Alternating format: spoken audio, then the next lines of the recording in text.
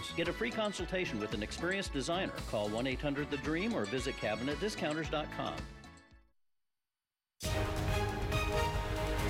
Good morning, America. Bracing for another shutdown? President Trump now calling for one if Congress can't reach a deal on immigration. Let's have a shutdown. We'll do a shutdown. Even members of his own party pushing back. And the president also requesting a grand military parade, ordering the Pentagon to plan a spectacle that tops the one he saw in France. Winter storm alert. 60 million people from Texas to Maine in the path of dangerous winter weather. Cars flipping over on icy roads. And new concerns about your morning commute as freezing rain and snow move in. False hope. Natalie Holloway's mother now filing a $35 million lawsuit over that docuseries about her missing daughter, accusing producers of misleading her into thinking they may have made a major discovery. Was it all for the ratings? And liftoff. The world's most powerful rocket successfully launching into space, sparking a new era of otherworldly ambitions. A Tesla car now orbiting Earth on a mission toward Mars. So what's next? Live in Times Square, this is GMA with Robin Roberts, George Stephanopoulos, and Michael Strahan. And good morning, America. The first liftoff with a soundtrack right there. That's brand new era in space exploration. There's another look. And it's, seeing that Tesla with Starman, that's the mannequin, driving into orbit.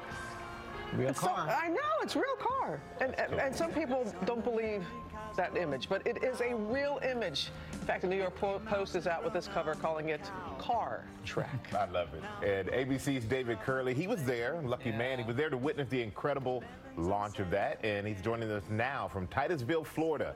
Good morning, David. Morning, Michael. A new space race is on this morning, and Elon Musk just took a $500 million leap ahead of the competition. He launched a private company, the biggest rocket in the world, successfully, with the most unusual cargo we've probably ever seen. He sent his car into space. It is headed to Mars at this hour after sending back some spectacular pictures. 3, 2, 1.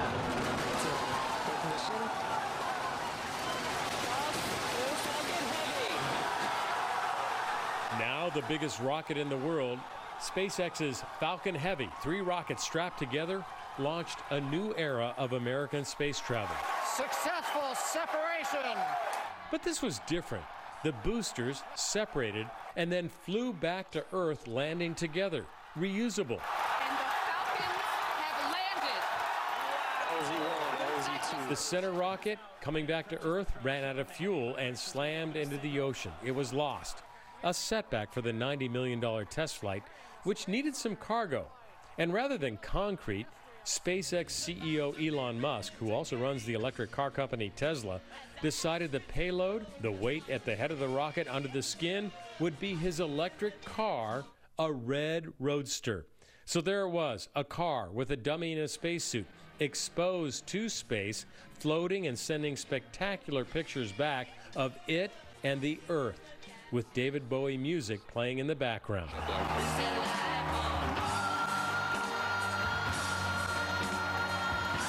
Musk says he thought this launch only had a 50% chance of this spectacular success. What did Falcon Heavy teach you? Crazy things can come true. Because he said, I didn't really think this would work. Because when I see the rocket lift off, I see 1,000 things that could not work, and it's amazing when they do. So for a few hours before the rocket and this Tesla were boosted toward Mars and the sun, those amazing pictures. Even for Musk, he found it funny, silly, iconic, and wondering if thousands or millions of years from now, aliens might discover this strange test cargo. Thinking, what the heck, what were these guys doing? Did they worship this car? With the success, Musk now has the advantage of sending rockets, satellites, maybe even humans into space. It's billions of dollars of business.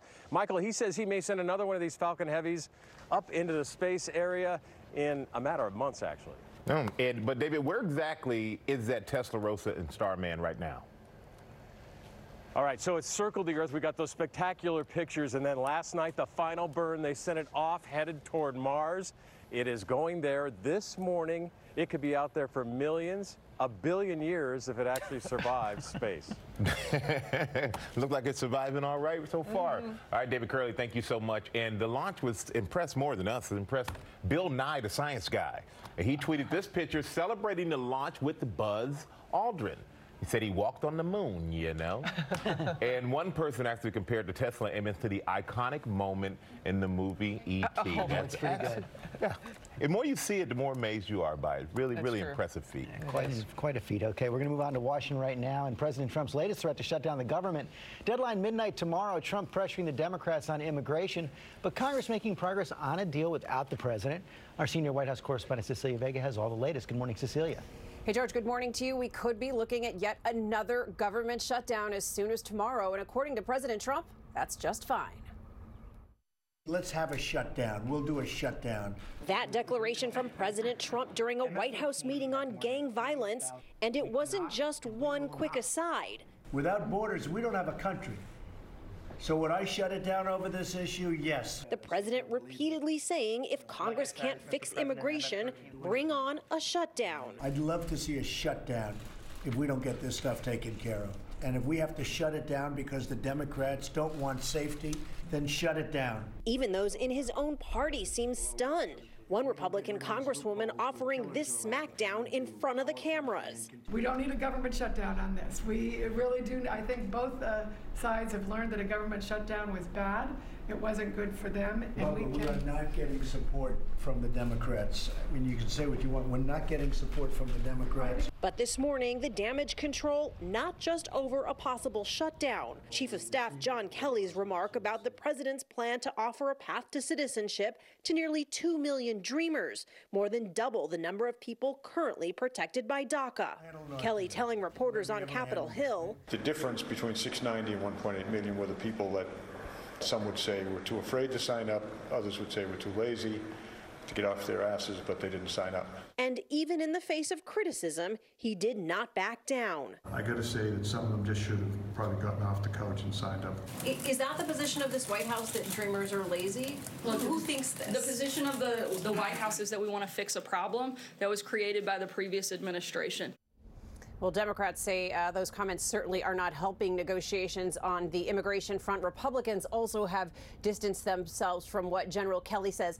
As for this possible government shutdown, both parties in the Senate say they are close to reaching a deal. The House approved its own measure yesterday, George. If they can amend and merge these two, by tomorrow, they can avoid this shutdown. Yeah, they would keep the government open for about a year, maybe 2 more years, without dealing with the immigration issue. On another front, Cecilia, you know, the president has now read this Democratic memo rebutting that Republican memo that alleged abuses in the wiretapping of a former Trump aide. The president's read it. It's being reviewed in the White House. They're likely to release it, right?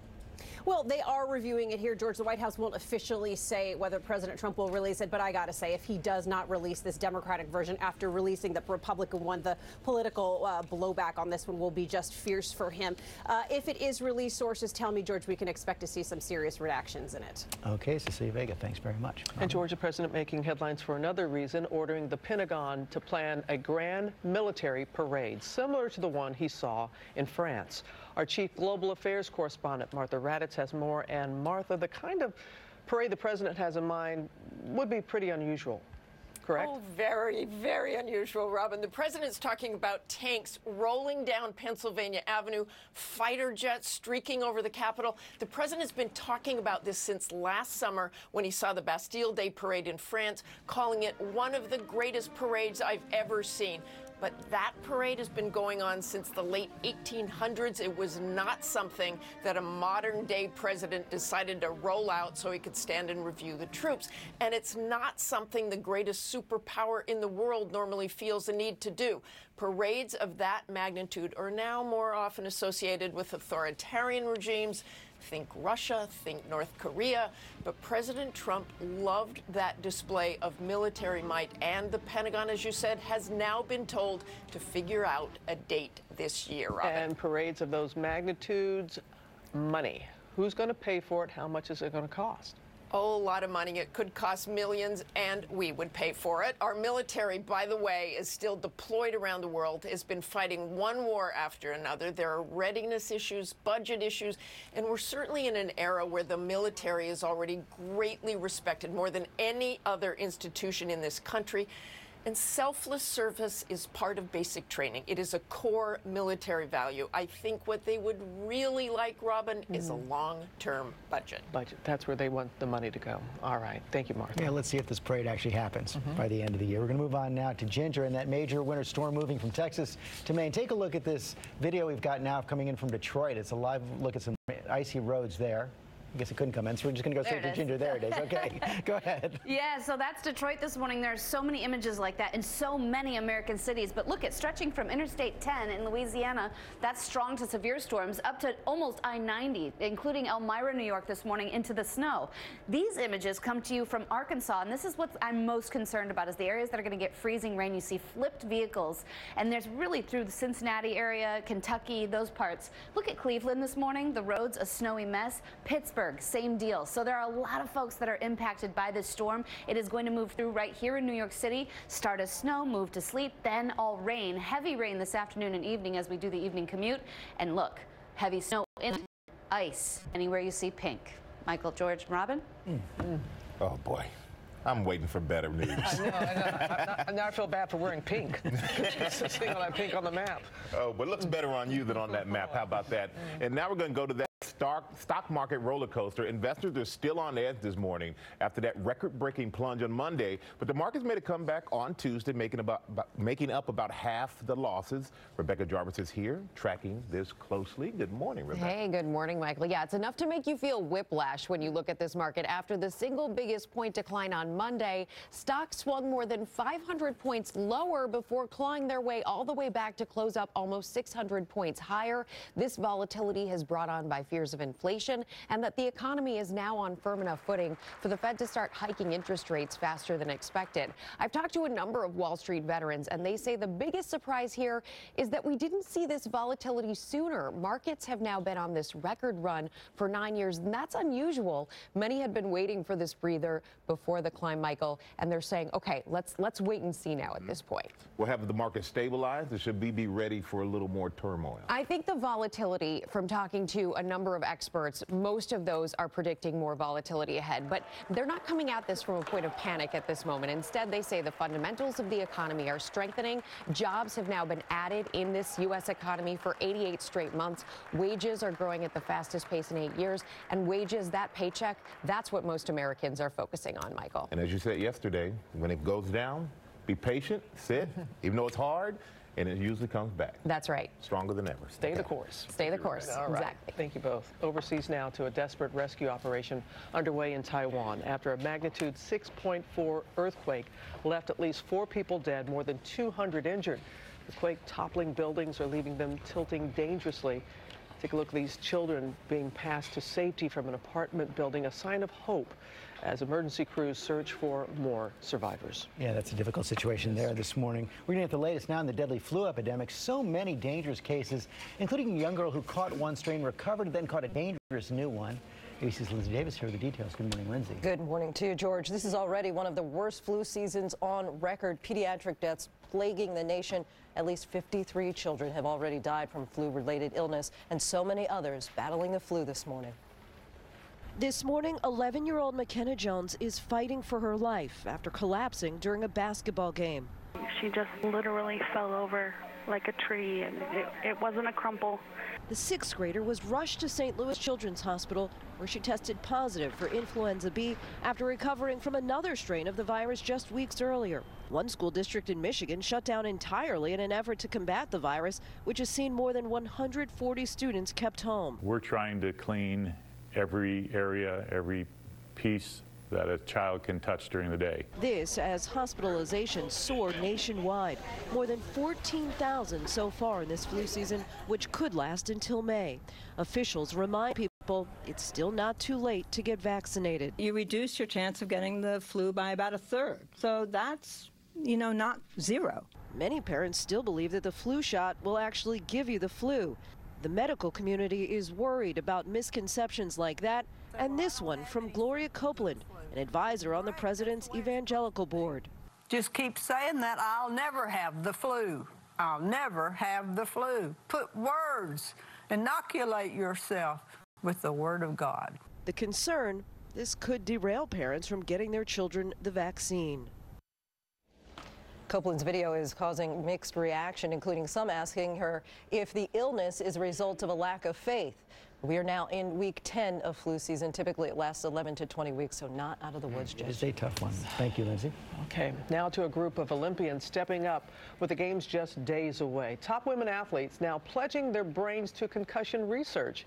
ABC's Paula Ferris is here, and Paula, there's a real need for more research on women. Yeah, good morning, Robin. You can't stress enough just how important this research is. Right now, there are 0 cases of CTE that have been discovered in female athletes. Now, that's not because it's not happening. It doesn't mean women are less susceptible. It's simply because it's not being researched. Ahead of this year's Olympic Games, 3 athletes announcing an Olympic-sized contribution to science. Patillo scores! U.S. hockey gold medalist Angela Ruggiero and bobsledder Elena Myers-Taylor adding their names to the growing list of female athletes donating their brains for CTE research. I thought I could potentially be a good role model for other athletes that say, I care about future generations, brain, study of the brain, study the impact of concussions. Centering pass.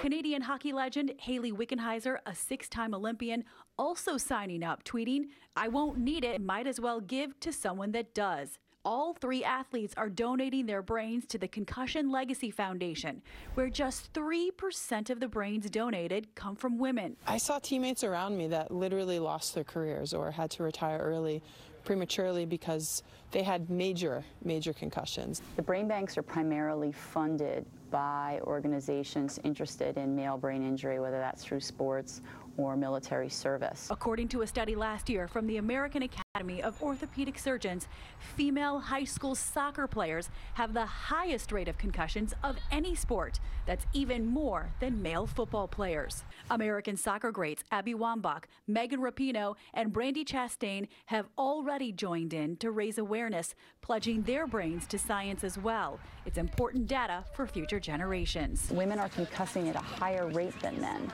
Women tend to report more symptoms, multiple symptoms to men, more severe symptoms. Also, the recovery rates are longer. Women that have had brain injuries feel isolated and left out of the entire conversation.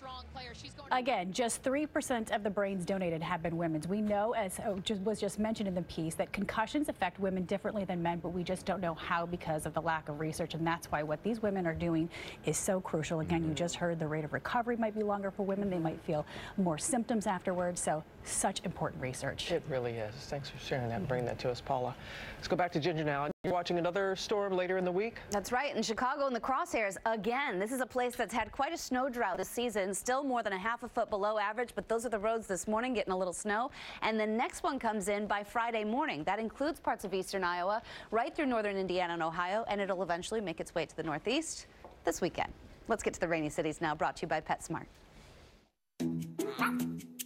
Not all pets are created the same, so naturally, not all pet food is either. At PetSmart, we understand that different pets need different food. That's why we're always adding new brands like Rachel Ray Nutrish, real food recipes inspired by Rachel Ray's kitchen. So our wide assortment, including Science Diet, Blue Buffalo, and Pro Plan, just got even bigger. PetSmart has everything you need for these guys. Why shop anywhere else? Right, Boots? PetSmart, for the love of pets. We're watching for ice through the rest of the morning commute. By lunchtime today, we'll get a short break as rain will be falling lightly, but then it picks up in intensity as we get into the mid and late afternoon hours. Could lead to some ponding on area roads. Your high temperatures today on the chillier side, mid to upper 40s above freezing. And then it's the refreeze as all this moves out. What is left standing on area roads will refreeze for the morning. Could be looking at more delays. Cold and windy tomorrow. Coming up, why the mother, Natalie Holloway, is now suing over that true crime series about her missing daughter. Was she misled by producers? And Rob Gronkowski, he was robbed. We're going to tell you what the Patriots star found when he returned home from the big game.